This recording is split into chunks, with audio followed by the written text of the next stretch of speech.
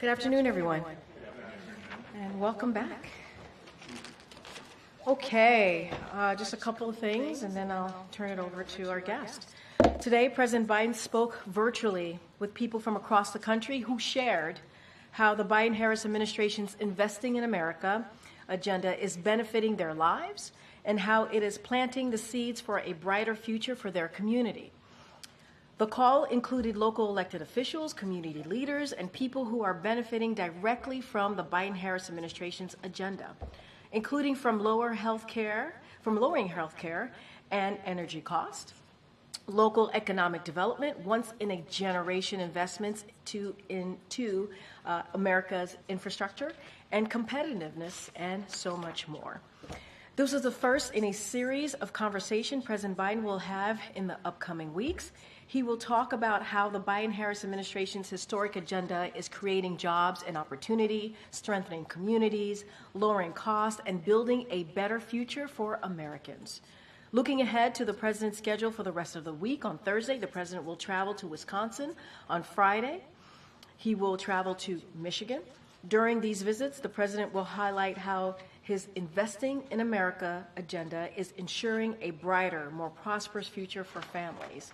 And now I am thrilled to introduce Secretary Tom Perez, former Secretary of the Department of Labor, obviously, Director of Intergovernmental Affairs, to talk about his engagement and what he's experienced on the ground, talking about investing in America, and also talking a little bit about what the President was able to do moments ago.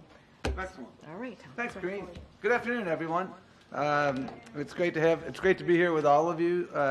As you heard from Karine, and you saw recently, a few minutes ago, quite frankly, from the President, President Biden kicked off the first in a series of engagements to highlight the impacts of his Investing in America agenda. In addition to the travel that was described to Wisconsin and Michigan, he will have conversations on a regular basis with American families who've been positively impacted by the historic investments of the Biden-Harris administration. He'll also hear from mayors, local elected officials, community leaders, and others about how these investments have transformed their lives and their communities. And as a senior advisor to the President and the director of our Office of Intergovernmental Affairs, I work closely with state and local elected officials, with union leaders, faith leaders, community leaders. I've had the privilege, to make a long story short, of making a lot of house calls in communities across the country over the past 15 months or so, and observing how they've been transformed by this Investing in America agenda. You're well aware of the historic progress that the Biden-Harris administration has made in job creation, healthcare access, and so many other critical areas. Behind every statistic, I learned a long time ago, is a real person, a family, a community that's seen progress and seen hope. When I went to Wausau, Wisconsin, for instance, I joined the Pfau family in front of their home that they've owned for over 40 years. And for as long as they lived there, they'd been drinking lead-contaminated water. Through funding from the bipartisan infrastructure law, they had their pipes removed and replaced by union labor, I might add. One of their young grandkids even helped switch on the new water service line. Thanks to the president, 3 generations of the Pfau family now have access to clean water. No family should have to worry that the water from their tap will poison their kids or their grandkids. President Biden and Vice President Harris know that a fighting chance at the American dream includes access to clean water and have made this historic commitment to replacing every lead pipe in America, in homes, in schools over the next decade. In the Osage Nation in Oklahoma, I met a mom who had moved off the reservation in search of opportunity. She didn't want to leave, but she needed to find work. After our administration invested $40 million to deliver affordable, high-speed internet to the Osage Nation, she returned home and got a job installing the fiber optic cables that will bridge the digital divide across the reservation. She loves her work, and she loves serving her community. In today's world, high-speed internet is like water. It's an essential public good that should be affordable and accessible to everyone. It's also a healthcare imperative. I learned this from meeting a woman who runs a health clinic in rural Wisconsin and explained that telemedicine is a critical element of their healthcare delivery, especially mental health treatment. If our patients lack high-speed internet, she explained, they lack healthcare because for all too many people who don't have a car, it's way too far to drive. And as she explained, tragically, the gaps can have literally life and death consequences. That's why the President and Vice President have made unprecedented investments to connect Americans in every corner of our country to high-speed internet so that a person's zip code never determines their destiny. In Macungie, Pennsylvania, I met with union members and company leaders and elected officials at the Mack truck plant that, thanks to significant federal investments, is retooling to produce clean energy trucks. For instance, they are manufacturing electric garbage trucks for municipalities that are trying to meet their clean energy goals. They even let me test drive one. I used to work on the back of a trash truck when I was in college, and that was kind of a thrill, parenthetically. But in communities like Macungie, one of the greatest fears that parents have is that their children will have to leave town to chase opportunity, to find a good job. These investments in Macungie and in other communities like Macungie across the country are changing that equation across America. Grandparents don't have to get on a plane to see their grandkids because their sons and daughters have gainful employment in local union shops like the Mack truck plant. An IBEW member from Alaska told me a while ago that, thanks to the infrastructure investments from the Biden-Harris administration, he has work for the rest of his career. And his son, who also is now a member of the union, has work for years to come. I frankly heard the same thing yesterday from union members in Pittsburgh when I traveled there with the president. The sense of hope and optimism is indeed contagious. I was with Mayor Turk in Allentown, Pennsylvania, and he introduced me to the De La Rosa family, a hardworking family that was struggling to make ends meet because the dad had some health issues and was having some challenges. But thanks to funding from the American Rescue Plan, they were able to move out of their very small apartment that didn't meet their needs into a subsidized, newly constructed townhouse apartment that finally gave their family some breathing room. Their son David, who is 18 years old, gave me a tour. And his highlight, as he said to me, and I remember this like it was yesterday, Tom, I've never had a backyard before. And he showed me the backyard. First time they ever had one. And by the way, he's got a full ride to UPenn, just started last week. And we're going to continue to stay in touch because Mayor Turk and mayors across America, Republicans and Democrats, have said to me repeatedly during my house calls that they have never had the opportunity to do more good for more people than they've had over the last 3.5 years, thanks to these investments by the Biden-Harris administration. And I'll note that business leaders have expressed a similar sentiment. As a former labor secretary, I have a habit of talking to businesses, and I always ask them the same question: what keeps you up at night? The most frequent response I hear these days is workforce.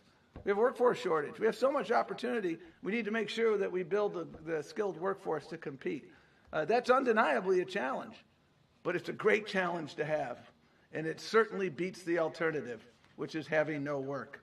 And one of the glaring lessons I've learned from my travel and conversations with these mayors is how prior waves of infrastructure investment actually created or exacerbated opportunity divides in communities across the country. The fact that American English has the phrase wrong side of the tracks tells you everything you need to know about our awareness deep down that infrastructure can divide just as much as it can connect. In my travels to places like Pittsburgh, Milwaukee, Buffalo, Denver, Syracuse, to name only a few, I observed firsthand how prior infrastructure projects from prior generations, like highways and bridges, literally cut generations of families of color off from opportunity, all in the name of progress. In partnership with mayors and state and other local officials, we have been steadily investing to redress these historical wrongs, including impacted communities in the process. In each of these cities, I've heard from residents who are encouraged by the possibilities these investments present for them and for their communities. Smoother transportation routes equal access to jobs, education, and health care, more green space, cleaner air. In short, reconnecting communities has been about and will continue to be about reconnecting opportunities. We want out of the shadows. That was what a person in Syracuse, New York said to me, referring to literally the shadow that I-81 cast along the middle of her neighborhood when it tore it apart. That's ultimately what investing in America is designed to do. It's designed to lift communities out of the shadows, lift the tide so that it floats all the boats, not just the yachts. President Biden has kept his promise to be a president for all people, from small towns to big cities, red, blue, purple states, places that for all too long were overlooked or left out.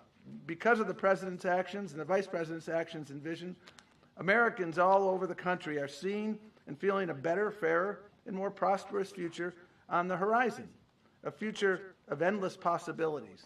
I've had the privilege of seeing those possibilities, and it is indeed exciting. So thank you, and we're happy to take whatever questions folks have.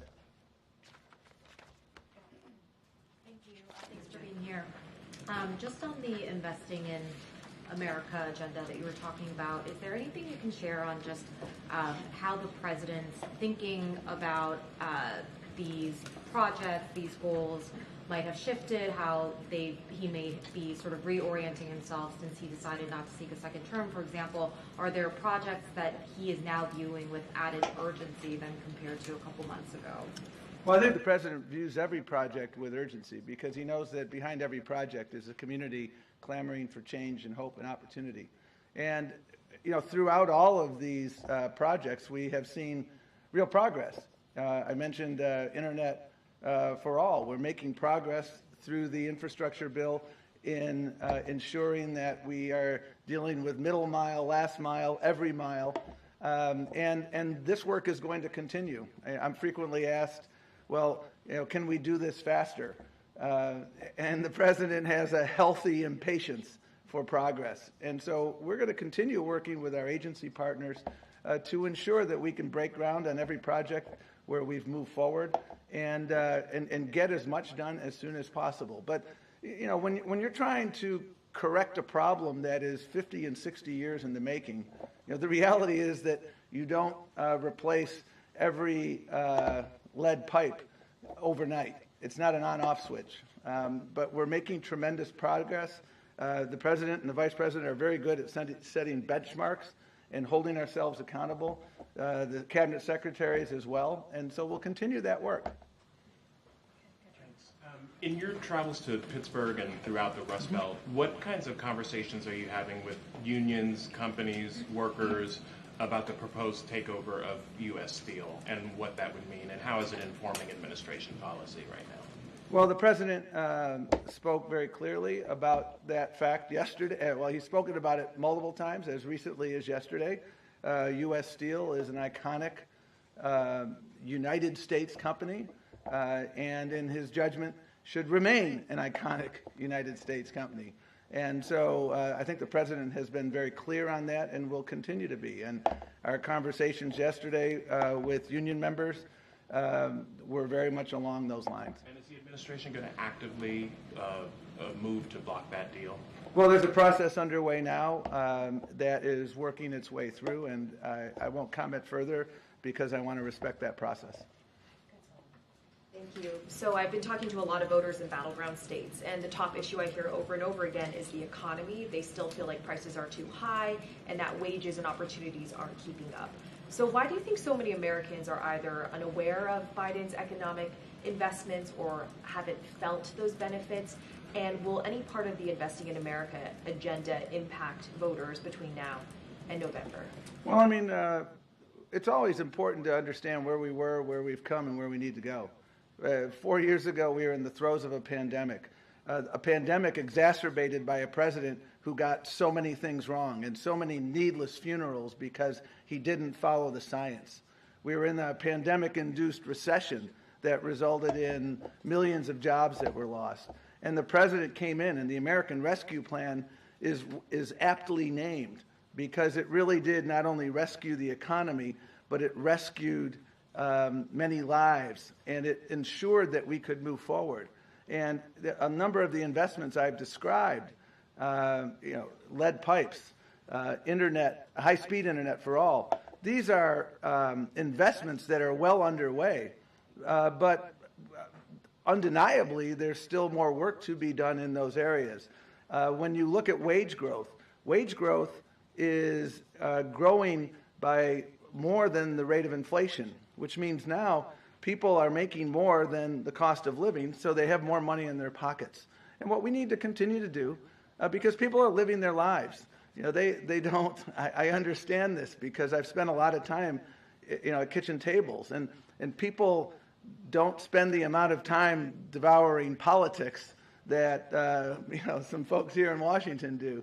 They're living their lives, and the purpose of this tour, quite frankly, is to remind people, because I can't tell you the number of times people look at a community center in a city or a town and they were unaware that that community center got built in no small measure because of money from the American Rescue Plan. So, we undeniably understand that there's more work to be done, but at the same time, as people understand where we were and where we've come, I see excitement everywhere about where we're going. I'm hoping you can expand on this a little bit. Sure. Is the purpose of this tour to promote policies that were already passed to build public enthusiasm for the president's agenda? And obviously you're a political creature who was a former DNC chair, and I don't want you to violate any rules. But is it a coincidence that the president is going to two critical blue wall swing states for the first stops on this tour? Well, the first speaker today was Randall Woodfin, the mayor of Birmingham, Alabama. We're not looking at red or blue. We're looking at red, white, and blue. If you look at where infrastructure dollars, if you frankly follow ARPA dollars, follow every funding stream, you can't disaggregate red states, blue states. The president has said repeatedly, and the vice president have said, we are the president and vice president for everyone. In my travels that I described, I've been to Oklahoma, I've been to Texas, I've been everywhere where we are seeing investments. And the purpose of this, and it kind of gets back to the most recent question here, is educating people about what has been accomplished. People have a right to know how their taxpayer dollars are being spent. And a big part of this tour is to educate folks that your library that didn't used to have high-speed internet, and I've been to one of those libraries, and it now has it. And by the way, libraries are workforce hubs in many communities because that's where people go to do interviews. That's where people who are, don't have a computer at home go to write their resumes and things of that nature. educating people. I think it's a really important part of governance. It's a really important part of making people believe that government can work for them. And so that's what this tour is about. And just the Wisconsin and Michigan being the first. Well, again, Birmingham, Alabama was the first conversation he had. Zoom and Air Force One landing. Well, I mean, I think if you look at the president's travel and the vice president's travel over the course of this year, you know, when there's a hurricane or a storm, a weather event in Iowa, you know, we were on the phone with the governor of Iowa approving an emergency declaration overnight. Same thing in Texas and Oklahoma and elsewhere. Storms don't just go to blue states or red states. Storms go everywhere. And that's been the focus of the president, the vice president. Thank you, Secretary. I just want to put two things together that you said. Sure. You said the purpose of this tour is to remind people what the president has done for them. You also said taxpayers have a right to know how their tax dollars are being spent. So how much can you account for what the budget is for the Biden promotional piece, or the reminding voters of what the president has done for them, and, you know, this Air Force One travel, the events that he's been holding, versus, you know, spending that money back in their communities? Well, it's minuscule. Look at the investments that have been made over the course of the last 3.5 years. They are unprecedented in scale and scope. And I can take you to virtually every community across the country, and we can take a tour, and you can see where ARPA dollars were put to bear, where you now have a new housing project. The project in Allentown, Pennsylvania, was ARPA dollars and some HUD dollars, and they were put together. And so I think it's really important for folks, and again, it gets back to her question of a few minutes ago, to educate people about the fact that government can work. There have been a lot of folks over the course of a long period of time who have tried to shake people's faith in government. And if there's one thing I've seen over the course of the last 3.5 years, and I'm also a former local elected official, when you're working with mayors and county executives and they're able, and you're working together with them, they're the people that get seen in the supermarket and and your local church or your mosque or your synagogue. And when you're able to talk to them and explain to them, here's how we're improving our education system through these investments. When you're able to show folks that, this bridge, finally, people used to talk about infrastructure week, but we now have an infrastructure decade. The Brent Spence Bridge is not an idle hope. It's about to break ground in the months or so ahead because of work from actually Republican and Democratic people coming together. But why should taxpayers foot that bill to burnish the president's legacy? Should your campaign dollars? This isn't a legacy issue. This is about educating the American people about what we're doing and what we're accomplishing so that they can see the fruits of their taxpayer investments. Hi, Tom. Thanks for doing this. There's one word that I did not hear in your remarks, and that's Biomics. So is this infrastructure spending part of Biomics? This infrastructure spending is part of ensuring that every community in the country, you have safe infrastructure, you have infrastructure projects that are inspired by considerations of equity. So you're not building I-43 and I-94 in Milwaukee by taking out 15,000 black homes and 1,500 black businesses. And people can understand that it's a project that's going to work for everyone. That's everything that the president has done, whether it's the CHIPS and Science Act, whether it's the infrastructure bill, whether it's the American Rescue Plan, whether it's the Butch-Lewis Act, which helped literally millions of retirees retain their pension, their hard-earned pension. These are all about opportunity and making sure that people get a fair shake, and making sure we're addressing our climate imperatives, and making sure we're building an economy that works for everyone. But it's not using the word Bidenomics and acknowledgement that messaging didn't work. It's about results, and that's what this tour is about: showing results from our investments. It was a yes or no question. Hey, Phil. A moment ago about high-speed internet, and I wanted to ask you, Brendan Carr, one of the commissioners on the FCC, has expressed frustration that despite the $42 billion that was included in the president's infrastructure bill in 2021 through a program called the Broadband Equity Access and Development Program, that not a single project is underway and not a single home has been connected to broadband as a result.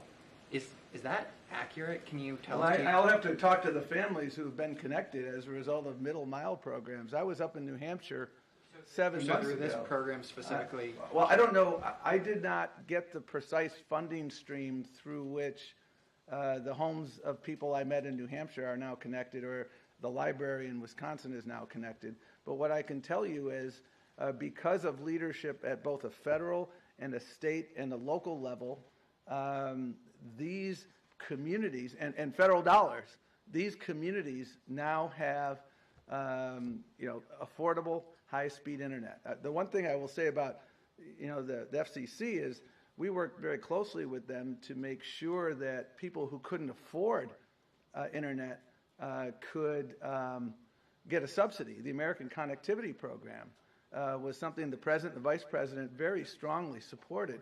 It expired in May, I believe, of this year, and we spent a lot of time. We sent over a supplemental budget request, and by the way, almost 50% of people eligible for that subsidy are military families. And that's unfortunate that the Republicans in Congress chose not to extend that, because more people participated in that program than were participating in food stamps. So this is not a small program, $42 billion. I mean, that's a big deal. Does the White House have an estimate of how many homes have been connected to broadband? I don't have that at hand, but I can certainly work with you to answer that question. Sure. All right, thank you, Tom. Thanks a lot. Appreciate it. Thank you. Take care.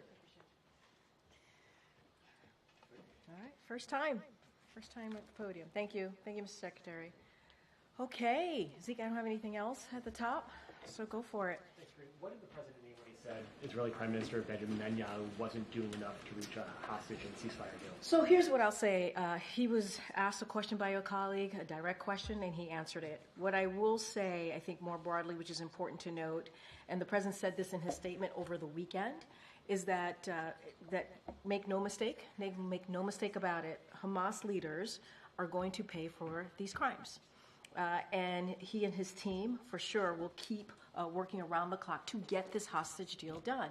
And this is a president that has been pretty clear about that. He's spoken about making sure that we get this hostage deal done. He's met with the hostage families, all of them. We know that the National Security Advisor, Jake Sullivan, is going to have a conversation with the American hostages this week. And so this is something that we are working, again, around the clock, 24/7. This is something his team is really steadfast, making sure that they're continue to be focused on this.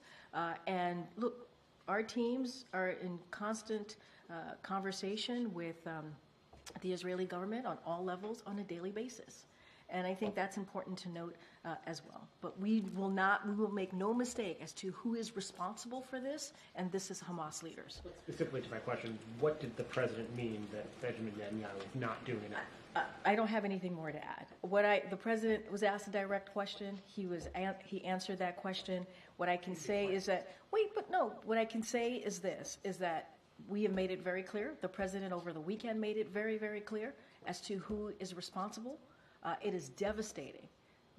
The heinous acts that we have seen by Hamas is devastating. And those 6 hostages, their families are grieving.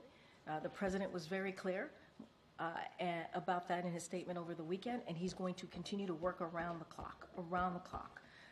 And that's the focus of the president and this administration. On a different topic, the president yesterday also said that he was a little remorseful that the Secret Service wouldn't let him go into the crowds the way he once was as a candidate. Was that in response to any specific change, or just has something changed in terms of the security around the president, or is that just So I did see the president say that. I would have to refer you to the Secret Service to speak to the president's comment. That is something that when it comes to the president's security or any of the security of the 4 principles, I can't speak to that from here. You have to speak to the Secret Service. Kathleen. Thanks, Karine.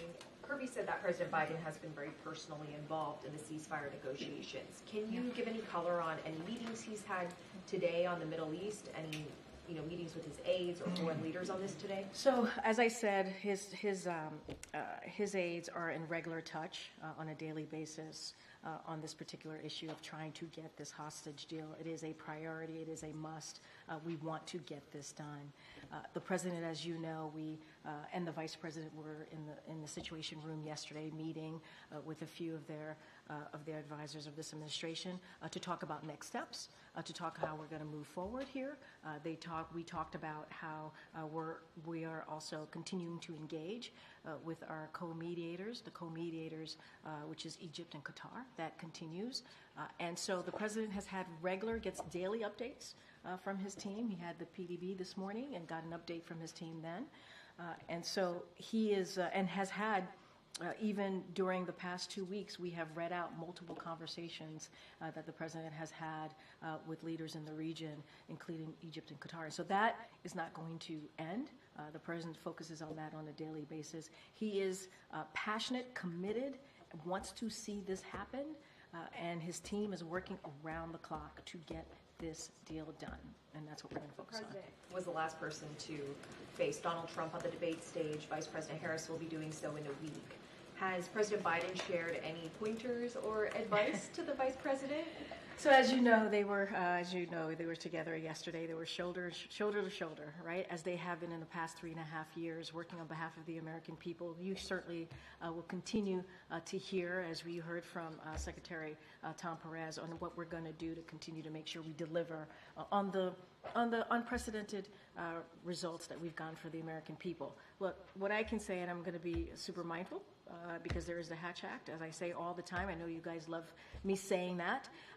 The best choice, this is the president that said this, the best choice that he's ever made is to pick the vice president as his running mate. And so he is certainly very proud of the vice president and has seen her as a critical partner over the last 3.5 years. They talk regularly. They talk very much regularly. You saw them yesterday, and they certainly stay in touch. I just don't have anything beyond that to share. Okay, go ahead. What more could Prime Minister Netanyahu be doing to get a deal done in the president's view? So look, I don't have anything to add or any color or anything more specific to add to what the president said yesterday. Again, he was asked a direct question. He answered it. Don't have anything else to add. What we're going to continue to do is continue to have conversations on next steps with our co-mediators, as I mentioned moments ago, Qatar and Egypt, to figure out how to move forward. We are committed, this president is committed to making sure that we get a ceasefire deal. We got to remember what this means. This means that it ends the war. The president wants to see this war ended. The president wants to see the Palestinian people continue to get relief. We want to up the assistance into Gaza to the Palestinian people, and we want to get hostages home. We want to get hostages home to their family.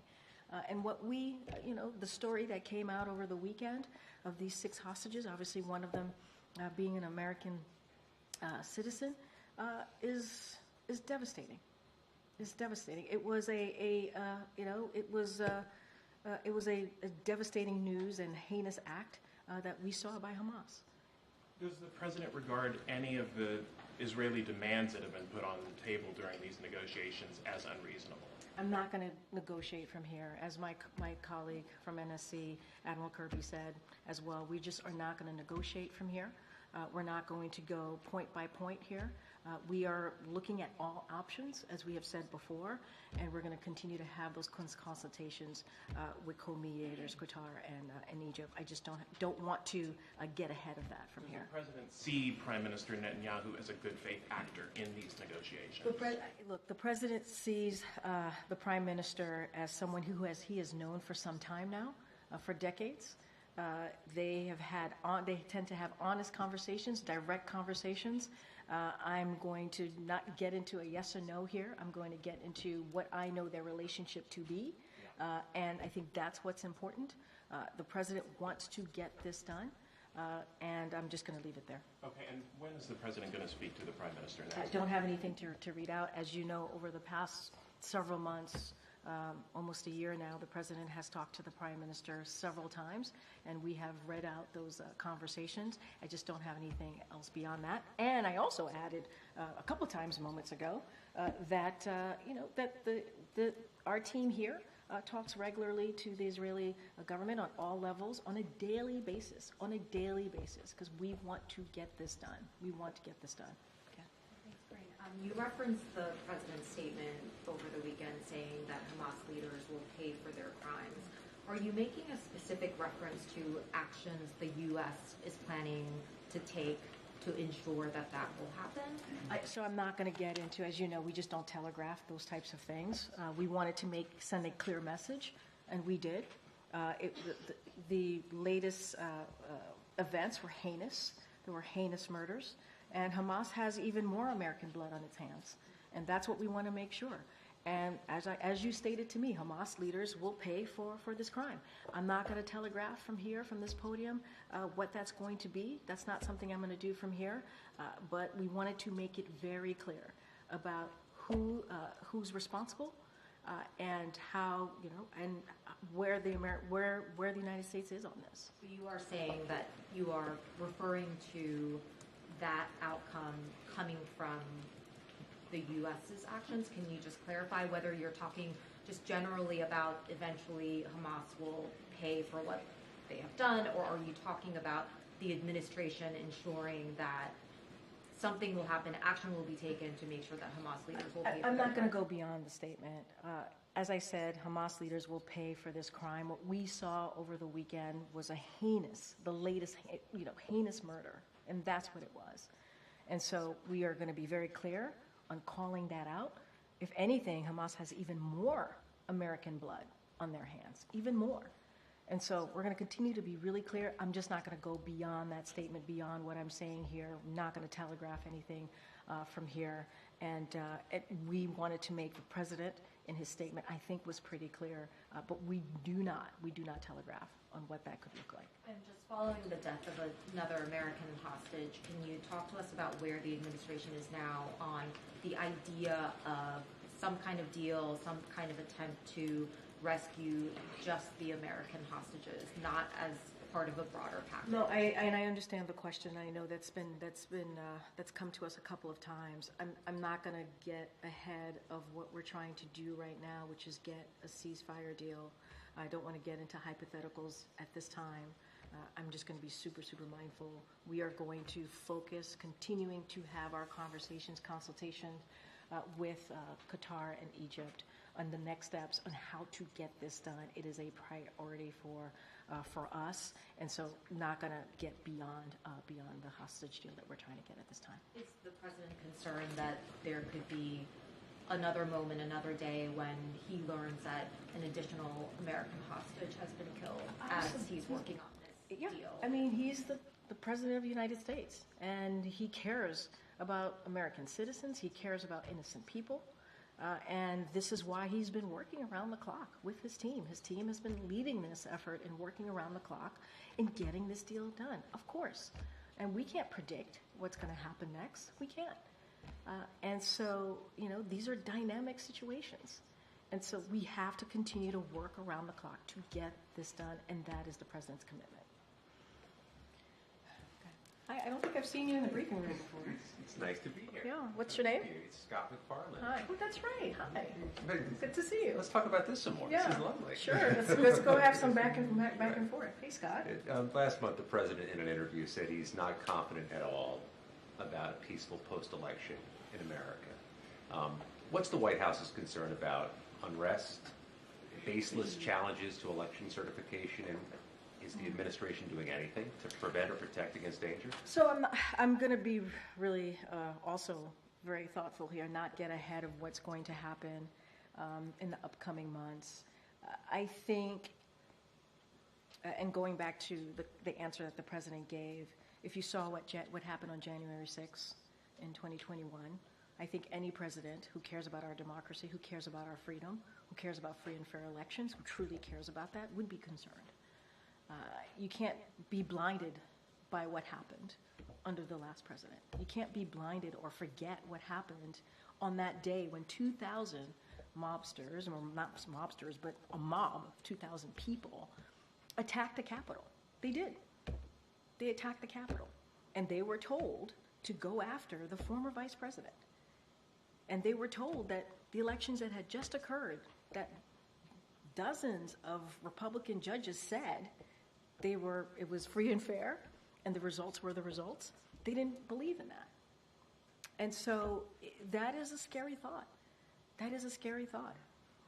The president obviously is going to do everything that he can to protect our democracy, to protect our freedoms, to protect the free and fair elections. And, and that's what he was talking about. All you got to do is go back 3 years and see what happened and see what the former president did and what he led, But obviously I'm not going to dive into the specifics of that. There's an investigation, but we heard from the former president what he said directly, and so I'm going to be super mindful. But, the president said it himself. He has concerns. So there's a lot at stake here, something that I've said before, and we know that the American people, we saw this in 2022, they care about our democracy. They care about freedoms. This is something that they truly want to see protected, and that's something that the Biden-Harris administration is going to continue to work on to protect that democracy and freedom. Okay, Gabe. Thanks, Karine. Does the president support the 10,000 hotel workers that went on strike? So we have seen the reporting of what's currently happening with Unite Here. The president was out and about yesterday with the vice president in Pittsburgh on Labor Day, which is something that obviously the president, when it comes to labor, when it comes to being the most pro-union president, he is very proud to have that title. Look, so what I can say as far as Unite Here and the 10,000 workers, I believe in 24 or 25 hotels that we're talking about now. We support collective bargaining. That's something that the president has said throughout his career and believe it's the best way for Americans, American workers and employers to come to agreement that works for all parties. All workers, including hospitality workers, should have good jobs with fair pay and benefits that give them the opportunity to provide not just for themselves but also for their families. And that's what the president wants to see. So what we will encourage, this is what we've done before when we've seen these types of strikes, is we encourage for folks to come to the table, negotiate in good faith towards reaching a strong contract. And that's what the president believes, and that's what the president wants to see. And also, has the White House been in touch with Turkish authorities over the attack on the 2 Marines in Turkey? So obviously we're troubled by the assault that we have seen, that you all have been covering on the U.S. service members, and are happy to hear that they are safe now and have returned to the USS Wasp. I believe the National Security Advisor is going to put out a statement, Jake Sullivan, on this. If he hasn't, I'm sure it's coming shortly. We appreciate the Turkish police, the actions that they have taken. This is a serious matter, and we are holding those responsible accountable, and they are holding, to be more clear, those accountable responsible. And so for anything more on details or specifics on what's happening, what the Turkish government is doing, or Turkish police is doing, I would refer you to the Department of Defense, who also put out a statement on this as well. Okay, Peter. Thank you, Karine. In the president's public comments, why is he harder on Benjamin Netanyahu than he is on the terrorist leader of Hamas? The president has been very, very clear about Hamas leaders and what they have done. He was very clear on October 7th. He has been very clear multiple times thereafter on what Hamas has done. And they have, it is a heinous murder of what they did recently, and what they did on October 7th, and what they, more than 1,200 souls were taken, and then hostages were taken. That's why we're trying to get this deal done, to get people home to their families, including American hostages. And we're continuing to be very, very clear about that. He was asked a question, he answered it directly, but Hamas is responsible. They have more American blood on their hands.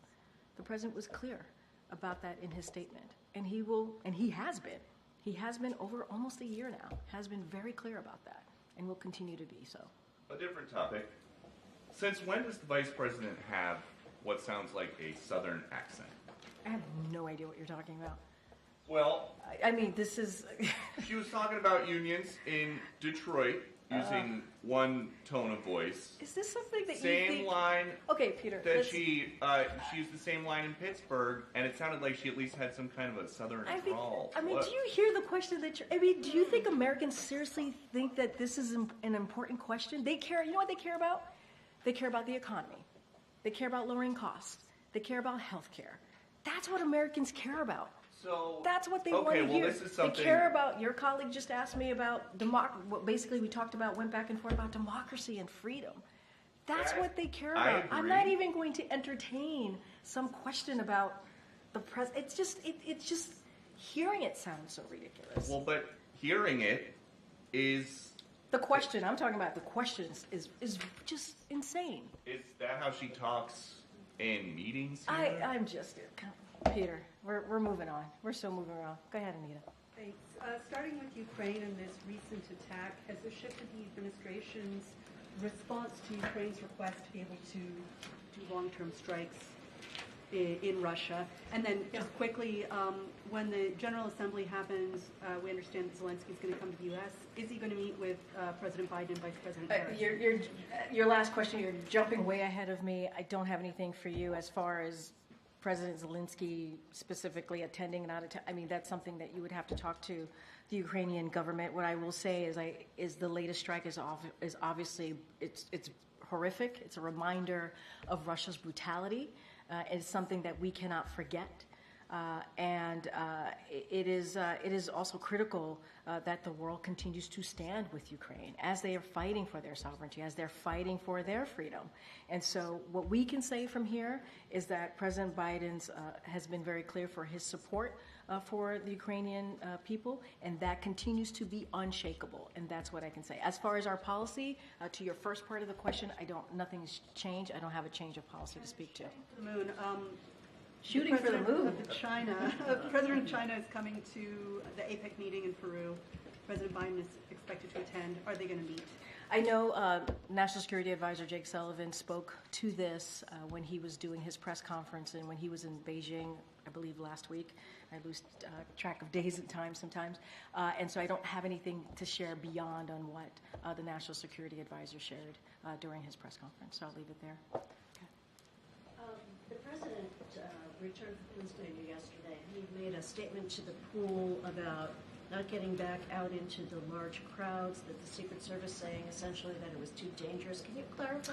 Yeah, I was just asked this question, I believe, by Zeke, your colleague, moments ago. I don't have anything else to share beyond what I just shared with Zeke. I believe you asked me this question. Okay, good.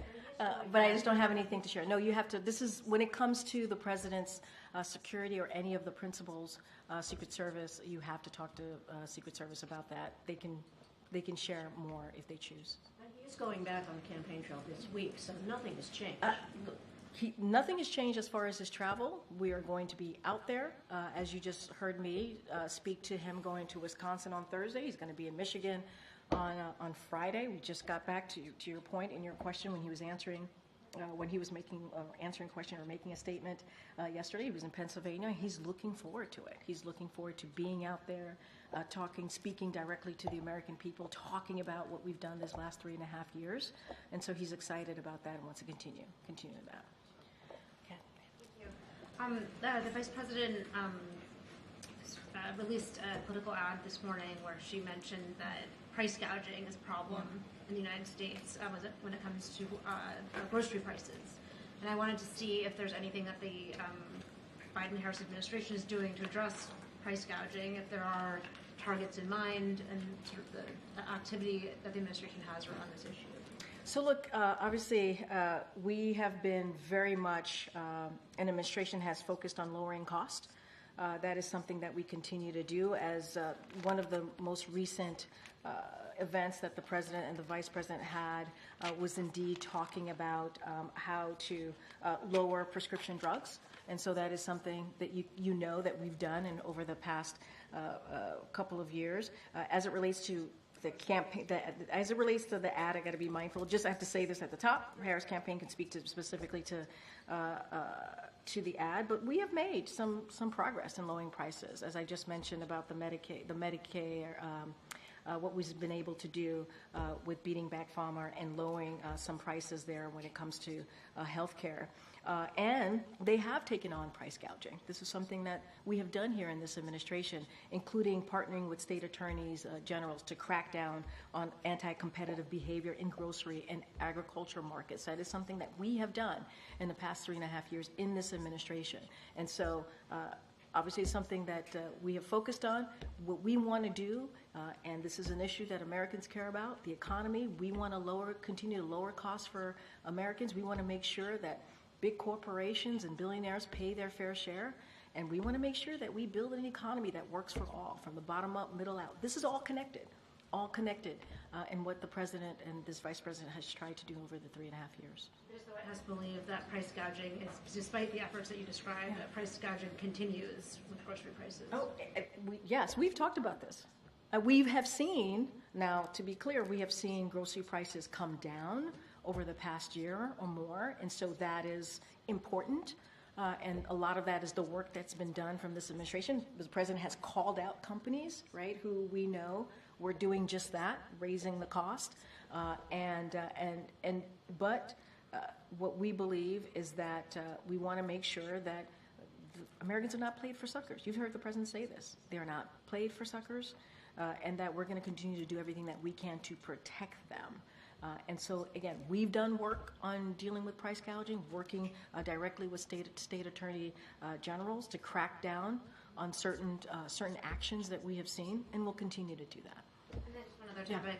It was striking, at least to me, to see the White House tweet out a photograph of the president yesterday meeting with his hostage team in the Situation Room. Is there a military option that's being considered to help release the U.S. citizens that are being held against their will? Yeah, it's a very similar question that I just got from your colleague. I appreciate the question. I'm not going to get into any plans or policies from here. That is not something that I'm going to do. What I can say, and this is something that we have talked about, something that you've heard from this administration, is we are going to continue to get that ceasefire deal. We believe it is critical. We believe it's important to get that done. We want to see this war end. We want to see hostages come home, including American hostages, come home to their families. I just don't have anything beyond or outside of working around the clock to get the ceasefire deal. You're not rolling out the idea. I'm not. I just cannot get into that from here. What I can speak to is the ceasefire deal that we've been working on to get. We believe we're closer and closer, and that is our focus. That is the president's focus. I'm not going to speak to military operations. I'm not going to do that. That's not something that I could do from here. I would never do that. Never telegraph anything like that from here, and not from this podium. And so that's what I can say. Our focus, ceasefire deal, working continuously with our co-mediators, Qatar and Egypt, on next steps on getting to that hostage deal. That's our focus, okay? What's the White House reaction to the UK's decision to withhold some arms from Israel over those concerns about that they would be used essentially to violate international law? So I know that they've spoken to this, the UK government, so certainly I would refer you to the UK on their own determination and what that actually means, what standards under the UK law specifically, and how it's been applied here. So that is something that they have to speak to. I just don't have anything beyond that. On the White House side, has there been any conversations with the UK about what that means, and does that have any impact? Does this kind of decision have any impact on the goal of getting a ceasefire deal? So, look, what I can say is we're going to continue to try and work and get on a ceasefire deal. That's our focus. That's what we're going to continue to do. If you're asking me if we were giving a heads up by the UK government, we were given a heads up by the UK government. But this is something that, this is their determination. This is something that they have to speak to and how they get to that decision. We are determined to get and committed to get the ceasefire deal. Our commitment to Israel's security remains ironclad. That is something that we're committed to, and we've said this. We've said this from this podium many times. Israel faces a number of threats from throughout the region, and so that is ironclad. That has not changed, but we are trying to get that ceasefire deal working around the clock. That's what we want to see. That's our focus. Okay. How concerned is the White House for Vladimir Putin getting a red carpet welcome in Mongolia despite an arrest warrant of the ICC? So look, so obviously we're aware of the visit, of Putin's visit to Mongolia, and we have said this before, and I'll say it here: we don't believe any country should give Putin a platform to promote his war of aggression against Ukraine. There is no doubt that members of Russia's forces and other Russian officials are committing war crimes or other violations of international law in Ukraine, and we have been clear that those responsible must be held to account. We expect that Mongolia will adhere to its commitment to and support for the principles of the UN Charter, including sovereignty and territorial integrity, and convey that these principles must be upheld across the world, in Europe as it is in Asia. So that's what we want to see. Thanks a lot, Karine. On the Investing in America event that we had earlier today, the events that the President will have later this week, obviously the President wants credit for his domestic legislative accomplishments. Has the administration just simply considered putting a sign on an infrastructure project saying this infrastructure project brought to you by the Biden administration? So I believe when we've traveled, I've seen some of those signs, and so that's not uncommon, right, to see signs when a big project or a big legislation is passed into law and there's federal funding, to see signs like that. I think I've seen it across the country when we've traveled. But look, this is about, and this is very much what the Secretary was saying, is that making sure Americans know what this administration has done, making sure they know what's available to them, making sure that there are opportunities, whether it's the economy and lowering costs, whether it's making sure that you can buy a home, an affordable home, medication that you might need because you're paying too much. And because Big Pharma was certainly gouging you, and so the President has been able to beat Big Pharma. Those are things that the American people need to know. They need to know what this administration has done. And this is what we've been doing the 3.5 years. Yes, we're talking about Wisconsin, we're talking about Michigan, and obviously the President was in Pennsylvania yesterday. But this is one of the things that the President enjoys doing, being out there talking directly to the American people, and also making sure that news gets there, right? That gets there about what this administration has done and what we will continue to do in the final 4 months of his term. And the President was out with the Vice President yesterday in Pittsburgh, Pennsylvania. What do you think he brings to the table when he is right there beside the Vice President as she is campaigning for President? You just talked about investing for America. You just asked me, you just heard from the Secretary about his own experiences. He gave anecdotal stories about what he has seen across the country with what the President's Investing in America agenda has done to change their lives. That could not have been done without the President's leadership. It couldn't have. And I think the American people understand that. They understand that leadership matters. They understand that this was a partnership that was done between the President and the Vice President. And they understand that the President has been, if you think about Senator for 36 years, Vice President for 8 years, and now President, he brought leadership and experience and was able to reach across the aisle to get historic legislation passed. The Secretary talked about Infrastructure Week. In the last administration, that was a joke. It was. We would all joke about how, this week again is Infrastructure Week. And now because we're able to pass a bipartisan legislation in this political environment, now we have infrastructure decade. And that matters. And that was done because this President had the leadership, had the experience, has the foresight to understand what the American people need and what is discussed around the kitchen table. And so that's what he brings. He brings experience and understanding, and he can speak to the partnership that he's had with the Vice President for 3.5 years. I think that's important. Get Karen. Congress is set to come back to Washington soon, and government funding will be a big priority for them.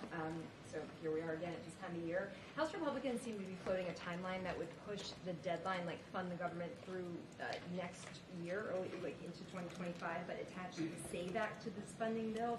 What is the White House position on the timeline of that and including that at this point? So, look, and you're right, here we are again, another time period during this year. this time of year, I should say. Look, House Republicans need to stop wasting time on extreme policies and do their job and keep the government open. And they could do that by passing a clean CR. A clean CR. This is something that they can do. And so, look, we said it in a statement of an administrative policy. We said this in July. We strongly oppose this Republican stunt. And as fact checkers across the board have made clear, it is already illegal for non-citizens to vote in federal elections. It's already illegal. If congressional Republicans truly cared, if they really cared about fixing the broken immigration system and securing our border, they would actually pass this bipartisan proposal that came out of the Senate. Instead, they got out of the way because of what the former president said to them. Donald Trump said, do not pass it. Do not move forward with this proposal. So we want to see a clean CR. That's what we want to see. And what kind of outreach is the White House doing with the Hill at this point? And does the president have any plans to engage with congressional leaders? Look, I don't have anything to speak to as it relates. We don't have anything to speak to as it relates to the president's engagement specifically on this issue. As you know, we have an Office of Leg Affairs. That Office of Leg Affairs is in constant contact with members in Congress about an array of issues, important matters that the American people care about, and so we're continuing to do that. All right, everybody. Thanks. See you tomorrow.